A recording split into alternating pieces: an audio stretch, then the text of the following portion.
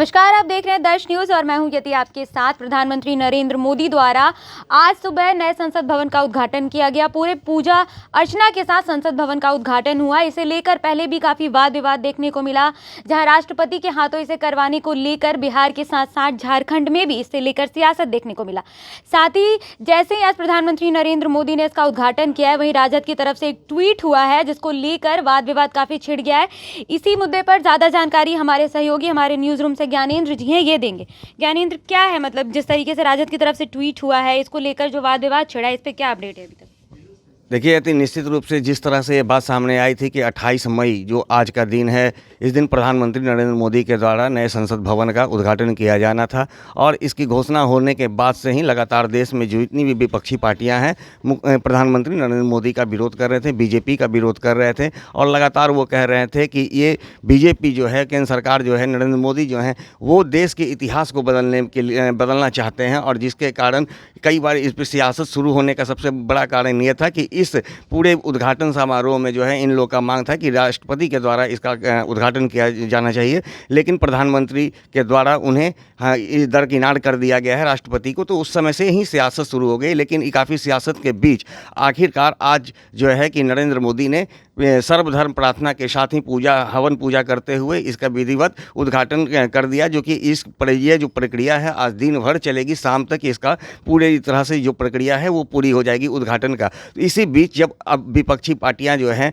वो लगातार अब बीजेपी पर हमलावर हो गई है, प्रधानमंत्री पर ट्वीट किया जा रहा है, बीजेपी पर ट्वीट किया जा रहा है और ये जो नए संसद भवन जिसका आज उद्घाटन हो रहा है उसको लेकर के आरजेडी के जो राज्यसभा सांसद हैं मनोज झा, उनके द्वारा एक ट्वीट किया गया है और ट्वीट के माध्यम से इस संसद भवन का जो है तुलना किया गया है ताबूत से। तो निश्चित रूप से इस तरह से जो अब विपक्ष हमलावर हैं, एक तो पहले तो विरोध करते हुए इस पूरे कार्यक्रम में शामिल नहीं होते हैं, उसके बाद ट्वीट करके इस तरह से बीजेपी पर हमला किया जाना, तो कहीं ना कहीं इसको लेकर के अब बीजेपी एक बार फिर से निश्चित रूप से इस कार्यक्रम के बाद हमलावर होगी विपक्षियों पर। और जिस तरह से अभी बीजेपी का भी बयान आने लगा है कि यह काफ़ी दुर्भाग्यपूर्ण ट्वीट है और ऐसे सांसद पर कार्रवाई करनी चाहिए पार्टी को, और उन्होंने इस्तीफा की भी मांग की है। तो अब देखना यह है कि आज दिन भर ये प्रक्रिया चलेगी। तो अभी तो आरजेडी का जो ट्वीट आया है विरोधाभास दिखने को मिल रहा है, तो अभी कांग्रेस और जेडीयू जैसे कई विपक्षी दलें हैं, तो अभी पूरा समय अभी आज का बाकी है। तो ऐसे में ये देखना दिलचस्प होगा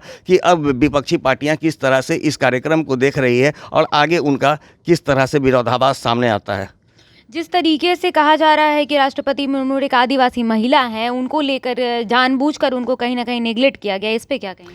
देखिए, अगर जातिवाद की बात है तो ये मुझे जहाँ तक लग रहा है कि ये बिल्कुल एक मुद्दा बनाया जा रहा है, वैसा कोई मुद्दा होना नहीं चाहिए। क्योंकि आप देख रहे हैं कि अभी जैसे 2 दिन पहले ही बीजेपी के द्वारा बिहार के विधानसभा में इस तरह का विरोध प्रकट किया गया था और दिखाया गया था कि विपक्षी जो पार्टियां हैं वो लगातार जिस तरह से बीजेपी पर हमलावर है, तो उन्होंने भी साफ किया था कि जिस तरह से बिहार विधान सभा का जो विस्तारित किया गया था तो उसमें भी राज्यपाल को नहीं निमंत्रण दिया गया था। तो कहीं ना कहीं ये जो वाद और विवाद का प्रक्रिया है वो तो लगातार जारी रहेगा। लेकिन अगर जहाँ तक बात है कि दलित और महादलित की बात, तो ये कहीं से सही नहीं लग रहा। चूँकि देखिए आज प्रधानमंत्री ने जिस तरह से संसद भवन का उद्घाटन किया है, उस संसद भवन को बनाने में जो भी कारीगर थे, मजदूर थे, उन्हें प्रधानमंत्री के द्वारा सम्मानित किया गया। तो क्या उन्हें सम्मानित किया जा रहा है? तो क्या उनसे जात पात पूछ करके किया जा रहा है कि आप कौन से कास्ट के हैं? वो तो प्रधानमंत्री ने नहीं पूछा होगा, लोगों को सम्मानित कर रहे हैं। तो इसे आप इसे एक राजनीति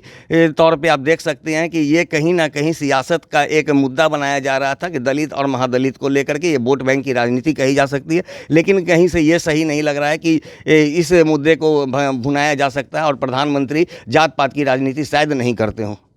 जिस तरीके से आपने बताया कि प्रधानमंत्री नरेंद्र मोदी जो है वो जात पात की राजनीति नहीं करते, लेकिन इधर बिहार में और झारखंड में भी कल एक नीति आयोग की बैठक हुई। इसमें भी काफ़ी मतलब जिन जिन जगहों पे नीतीश कुमार जो है बिहार के मुख्यमंत्री, वो उन्होंने जाके मिला, जिन जिन मुख्यमंत्रियों से उन्होंने मुलाकात की, वो उस आयोग के बैठक में नहीं पहुंचे। तो क्या ये साफ तौर पर है कि नीतीश कुमार अपनी ही राजनीति बना रहे हैं मोदी के खिलाफ?